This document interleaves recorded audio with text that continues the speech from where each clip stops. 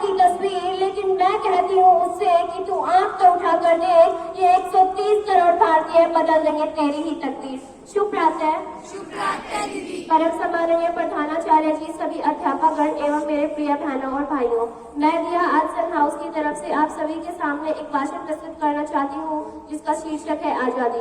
कृपया आप सभी मेरे भाषण को ध्यानपूर्वक सुनिएगा और मुझे गलती होने पर क्षमा भी करिएगा। साइंस कहता है कि दुनिया का कोई भी इंसान नहीं सह सकता 0 से नीचे और 50 से ऊपर का तापमान। 0 से नीचे चटक जाती है हड्डियां और 50 से ऊपर पिघल जाती है मांसपेशियां।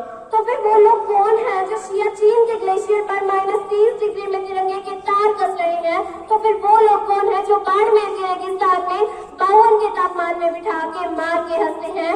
अरे ऐसी जाबाजियां हाड़ और मांस के पुतलों में कहा, इसके लिए तो कोई यक्ष या देवदूत ही चाहिए और फौजी भगवान के भेजे हुए फरिश्ते हैं, क्या कोई और सबूत चाहिए? अब मैं आप सभी के सामने एक छोटा सा किस्सा प्रस्तुत करना चाहूंगी कि कभी सलमान के बालों तो कभी कटरीना के गालों पर मर गए, कभी चुंबन, कभी चेहरे किसी की चालों पर मर गए। ऊपर बैठ के भगत सिंह भी कहते होंगे, यार राजगुरु सुखदेव, हमने तुम इंसानों के लिए मर गए कि हमने उनको याद रखा, कि हमने हमारे महापुरुषों को याद रखा। लेकिन कैसे याद रखा?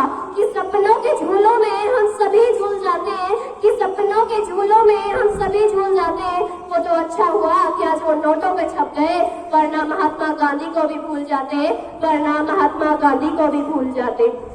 इसी तरह वो लोग अपनी देशभक्ति साबित करते थे। अब मैं आपको एक शहीद की माँ का हाल सुनाना चाहूंगी कि जिस दिन तू शहीद हुआ न जाने कैसे तेरी माँ सोई होगी, कि जिस दिन तू शहीद हुआ न जाने कैसे तेरी माँ सोई होगी। फिर भी मैं तो बस इतना ही जानू कि वो गोली भी तेरे सीने में उतरने से पहले 100 बार रोई होगी, कि वो गोली भी तेरे सीने में उतरने से पहले 100 बार रोई होगी। वैसे तो हम एक एकता वाले समाज में जीते हैं, लेकिन मैं कहना चाहूंगी अगर आप मेरी माने तो हम एक ऐसे समाज में जीते हैं कि जहाँ पत्थर की मूरत पर लगते हैं 56 लोग, कि जहाँ पत्थर की मूरत पर लगते हैं 56 लोग और भूखे नंगे तड़पते सो जाते हैं लोग, और भूखे नंगे तड़पते सो जाते हैं लोग। मजदूर को मजदूर समझिए, मजबूर नहीं। गरीब को काम दीजिए, दान नहीं। और अगर दान देने के इतने ही इच्छुक हैं तो जीते जी रक्त दान कीजिए और मरने के बाद अंग दान कीजिए, ताकि वो दान किसी की जान बचा सके। अब मैं आप सभी के सामने एक कविता प्रस्तुत करना चाहूंगी।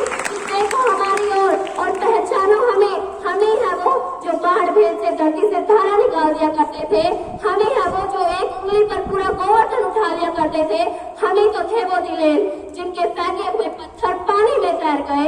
हम मारना भी जानते हैं और बचाना भी। हमें नहीं दुश्मनों के लिए फाइटर जेट बनाए, संगीन बनाई, और जिस दिन जिंदगी की सांसें टूटने लगी तो हम ही ने वैक्सीन बनाई और लिख दिया उस वैक्सीन पर सर्वे संत मेरा बया, जिसका अर्थ था कि ईश्वर सिर्फ हम पर नहीं सब पर करे दया।